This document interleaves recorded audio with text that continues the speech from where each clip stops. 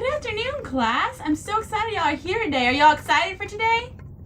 Yeah. All right. I have stickers in my box right here that I want to share with you. But I'm going to give you a choice. You can either have 1/3 of the colored stickers or 1/4 of the colored stickers. Now, raise your hand if you want to have 1/3 of the colored stickers. Ooh, me. I want a third. Okay, we got a couple of y'all. Now raise your hand if you want to have 1/4 of the stickers. Ooh, 1/4 is bigger, so I want that many. Oh, that's good. That is interesting, yes. Okay, well, I'm going to be sharing these with you at the end of class after our lesson today.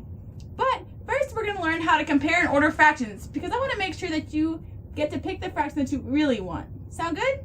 Yeah. All right. Well, we've been learning about ordering fractions with common denominators, and that's been really easy, right? Right. Right. So let's look at two fractions. We have 1/3 and 2/3. And why are these called common denominators? Because they're the same. The same denominator, right? They both 3 have and 3 and 3. Exactly. Good thinking. So when we're looking at these 1/3 and 2/3, which one's bigger? Reveille. The 2/3. The 2/3 is bigger, and how do we know that? Because the 2 is bigger than 1. Exactly. We look at the numerator because of the same denominator. All right. But what should we do if we have different denominators, like our sticker example, our 1/3 and 1/4? Does anyone know? Don't we have to make them the same? Well, sometimes we do. We actually have a really cool way to learn today how to find out which fraction's bigger when we have different denominators. How's that sound? Yeah, let's do it. All right. And it's actually super easy and it's a shortcut, so that'll be really awesome. So why do you think it's important that we compare and order fractions? So we can tell which ones are bigger and smaller. Yeah, that's a really good idea. That we can tell which one's bigger and smaller. And also, when we're talking about our stickers, why do you think you want to have figure out which one's bigger? So we can get the most. The most stickers. That sounds like a good plan to me. Yeah, that's my plan. All right. Awesome. Let's look at our first two fractions. We have 2/3 and 3/4. So, the first thing we're going to do is we're going to cross multiply. This method is actually called the cross multiplication method for finding the larger fractions. So, when we cross multiply a number, we're actually going to make a butterfly. So, we're going to... I like butterflies. Awesome, me too. So we're gonna circle diagonals. 2 and the 4, and the 3 and the 3.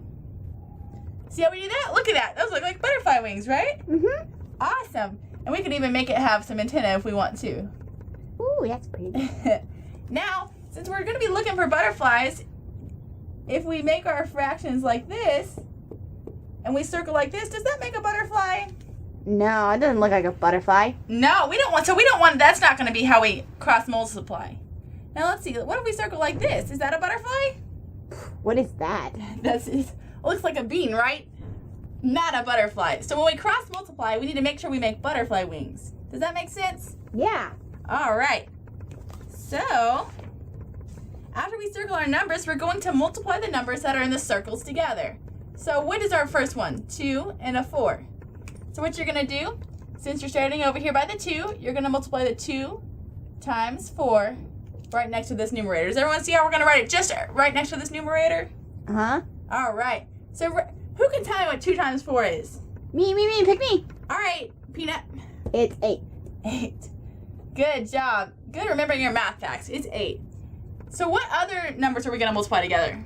3 and 3. 3. So we're going to multiply right up here by our numerator that we started with. Did we see how we do that? Yeah. All right, and 3 times 3 is what? 9. All right, good job, Pinky. It's 9. Okay, so now we only have one step to do to figure out which fraction's bigger. Isn't that awesome? We're almost done. We're going to look at our answers. We have 8 and 9. Easy question. Which one's bigger? The 9. Nice job. The 9's bigger.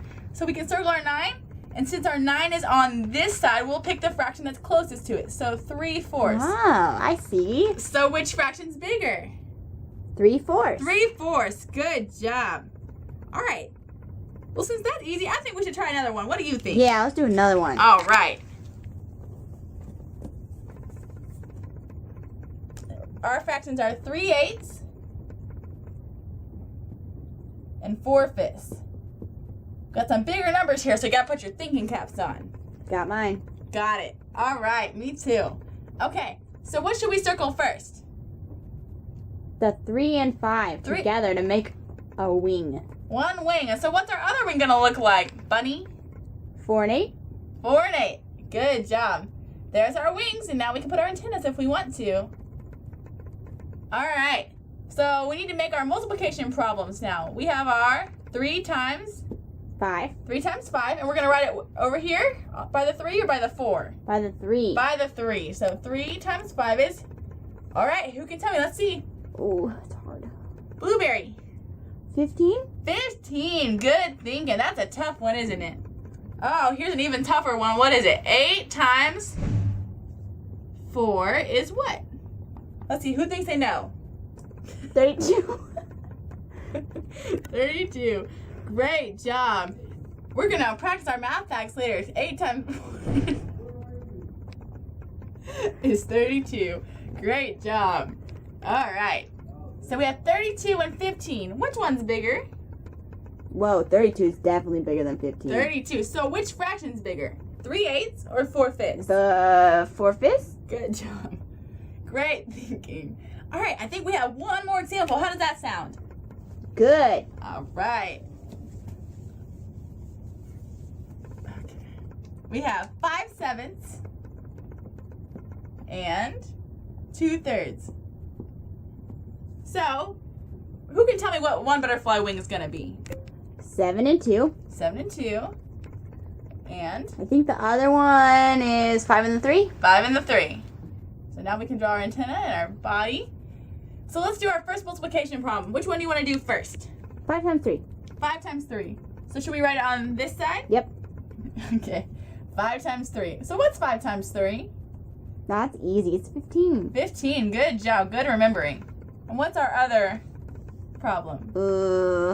7 times 2. 7 times 2. What's 7 times 2? 7 times 2 is 14. Squared away 14. All right. So we got 15 and 14. How do we figure out which fraction's bigger? We just compare 15 to 14. Okay, so which one's bigger? 15. 15. So now what fraction are we going to pick? 5/7. 5/7. Good job. Outstanding. So let's review our steps that we used when we're going to use cross multiplication to figure out which fraction's bigger. The first thing we're going to do is we're going to make our butterfly by circling our numbers. Mm-hmm. The second one is we are going to write our multiplication problems up here by our numerators and solve them. Mm-hmm. And then what's the third step? Who can help me? Oh, me. Yes. You see which fraction's larger. Exactly. All right, does anyone have any questions? Me. What's your question? When's lunch? Lunch is going to be later. Oh man, my stomach is hungry. That's okay. If we do this activity, we might get to go a little early. How does that sound? Yes, let's go. All right. So now we're going to move on to your activity. You're going to get to work with partners, so that's super sweet. fun. All right. You're going to work with your partner, and you're going to each set of partners. You're going to have 2 dice. Everyone see the dice? Mm-hmm. All right. And you're going to have a sheet that looks just like this. It says partner number 1's fraction, partner number 2's fraction, a place for you to show your work, because we always show our work in math class, right? Right. And which fraction is larger, so you'll write your fraction. So what we're going to do, the first partner is going to take their dice, shake them real good, and roll them. We'll have 2 numbers, a purple, or 2 dice, a purple and a green. Our purple's going to be our number on the top, and our green's going to be our number on the bottom. So I have a 5 for the purple, and a green 3. Now, sometimes you're going to roll numbers where the top number's bigger, or sometimes you're going to roll it where you get the same number. And that's okay, because it's going to still help us to practice figuring out which one's larger by using our cross multiplication method, okay? Sound Okay. good? So everybody, the first partner's going to roll their dice, and everyone writes the first partner's fraction right here. The second partner rolls their dice, and we'll write that fraction right here. We can show our work right here by drawing our butterfly and doing our multiplication facts, and then we'll pick which one's larger and write that fraction right here. So let's remember which color is going to be our top, our numerator. It's going to be Purple. purple, and our denominator is Green. green. Good thinking. All right, does anyone have any questions? Nope. Let's go. All right, here are your worksheets, and here are your dice. Y'all are doing such a good job of working together. I'm so proud of you. I'm so glad that you're listening to each other and working on your fractions. Hey, Wolfie, you might need to, look, purple's the numerator. So which number is that? It goes on the top, right? So Oh, what's your yeah, number? the top. The top. So not the bottom, okay? Numerator's Oh, top. sorry. Okay. All right, good job. I like the way you're working together so well. All right, it looks like everybody's finished. Are you all finished with your work? Yeah, we finished. Look at my Awesome. sheet. Look at my sheet. Oh, that is very nice, She. I like it. All right, you did a great job of working together today. I am so proud of the way you did that. You used your inside voices and you looked like you really understood fractions. How about that? Yeah. All right. So let's go back and review what we've been learning about by looking at our sticker example. I said you could have 1/3 or 1/4 of our stickers. Let's use cross multiplication to figure out which one we actually really want. So what should we circle first? The 4 and the 1. The 4 and the 1. And then the 3 and the 1. The 3 and the 1. And here's our butterfly. So what's our first multiplication problem? 1 times 4. 1 times 4, which is super easy. What is it? 4. 4. What's the other problem? 3 times 1. 3 times 1, which is? 3. Good job. We got 4 and 3. So which one's bigger? 4 is bigger. 4 is bigger. So what fraction is bigger? The 3rd. All right. Oh, man. So how many of you want to change your answer? How I want to. You do? Okay. So what fraction of stickers would you rather have? I want 1/3. 1/3, because you're gonna get more stickers. Awesome. I like stickers. All right. Me too. So do all teachers. Great. So let's see. So let's think of a way we can use this in the real world. I have an example. We can use it when we're cooking. I love Sometimes cooking. when I'm looking at a recipe- Cookies. And I might make cookies, for example. And I'm looking at different recipes Tomorrow? for cookies. Yeah, maybe tomorrow. And I'm looking for a recipe for a cookie, but I don't have very much flour. I might look for a recipe that calls for less flour because I don't want to run out. Well, you know, that would be pretty sad if we ran out of flour, right? Yeah, that makes sense. Okay, who can think of another example that we can use for the real world? When I go to the grocery store, I get fruit. You do look at the fruit, and when you're looking at the fruit, sometimes you might not want to pay a lot of money, so you might want a fraction that is smaller, right? Yeah, so you look at different kinds, like a Fuji apple or a Gala apple, and you have to see which one is less. Yeah, sometimes if it weighs less, it's going to cost less too, right? Right. All right. So great job today. Tomorrow we're going to learn another way to compare and order fractions, and we're going to look at common denominators. How's that sound? Yeah. Lunchtime? Yep, time for lunch. Let's go. Whoop. All right. Have a good day.